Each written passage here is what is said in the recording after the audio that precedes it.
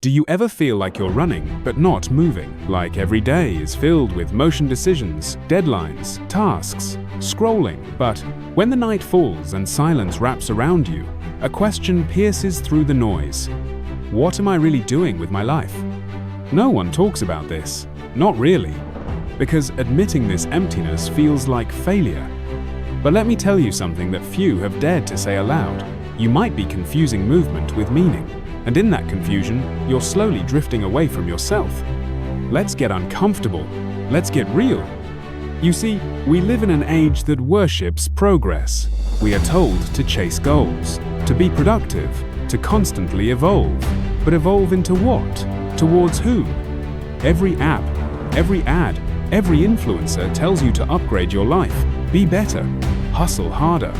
But no one ever asks if the ladder you're climbing is leaning against the right wall. That's not growth. That's glorified distraction. Here's the secret. Not all movement is progress. Sometimes you're just spinning the wheel faster in a cage you never agreed to enter. And the most dangerous part? You're rewarded for it, applauded for your busyness, respected for your stress, envied for your chaos. But deep down, you feel it, don't you? That numbness when the applause fades. That quiet ache when you finally put your phone down. That haunting thought that maybe, just maybe, you've been sprinting away from the very things that matter most. Let's pause here, take a breath. Now, ask yourself this. When was the last time you were still? Not scrolling, not comparing, not planning the next 10 steps. Just present.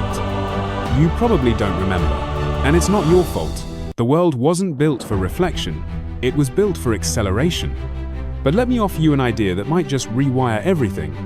Stillness is not laziness. Slowness is not weakness. Silence is not absence. Sometimes those are the very places where truth reveals itself. The ancient Stoics knew this well. Marcus Aurelius, a Roman emperor who ruled over millions, wrote quietly in his journal, "You have power over your mind, not outside events. Realize this, and you will find strength." He had everything: wealth, power, legacy. Yet he understood the true war was internal, a battle between illusion and authenticity. What if your daily hustle isn't strength, but fear in disguise? Fear of failure, fear of missing out, fear of not being enough. But here's a radical truth. You are already enough. Not once you earn more, not when you finally succeed. Right now. You're not here to chase a life someone else designed. You're here to create one that feels true to yourself even if nobody claps. So why do we keep playing this game? Because the world gave you a script, one that starts with do well in school and ends with retire comfortably. And if you follow the steps, you get a gold star. But here's the problem. The script wasn't written with you in mind. It was mass-produced, generic, safe. And you? You are anything but generic. You are a complex, evolving, chaotic masterpiece, and no ready-made path will ever feel like home.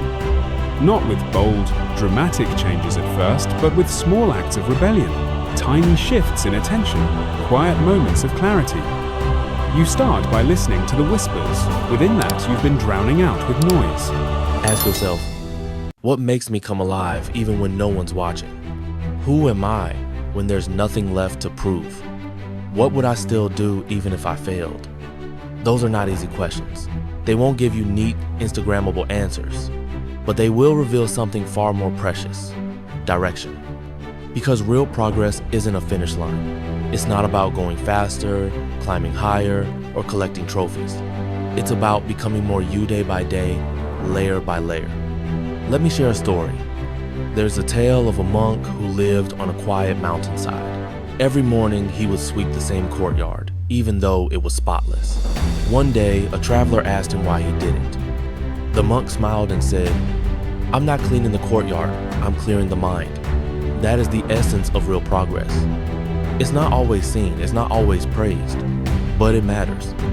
You don't need more speed, you need more clarity, more honesty, more alignment with your values, your spirit, your truth. And yes, that will make you an outsider in a world obsessed with metrics. But you know what? The most beautiful lives are often the most misunderstood ones. Van Gogh died poor, but painted for eternity. Socrates was condemned, but left a legacy of questions that still shape minds today. They didn't chase approval, they chased truth, and so can you. But be warned, it's a lonely road at first, because the moment you stop performing and start being, people get uncomfortable. Not because you're wrong, but because your authenticity reminds them of their own masks. Let them be uncomfortable, because the ones who are meant to walk with you will recognize your truth. They won't need explanations. They'll just say, finally, someone else who sees it. So here's your quiet revolution. Spend 1 hour a day without a screen. Say no to things that drain you, even if they impress others. Ask yourself why before saying yes. Create something useless but beautiful. Rest, not as a reward, but as a right. And above all, remember this. You are not a machine. You are not a product. You are not a brand. You are a being, a soul, a breath wrapped in skin. You are not here to impress the world.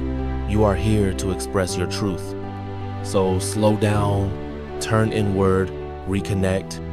That's where the real progress begins. And maybe, just maybe, when you stop trying so hard to move forward, you'll realize you were never really behind. You were just on a different road. The one that leads you home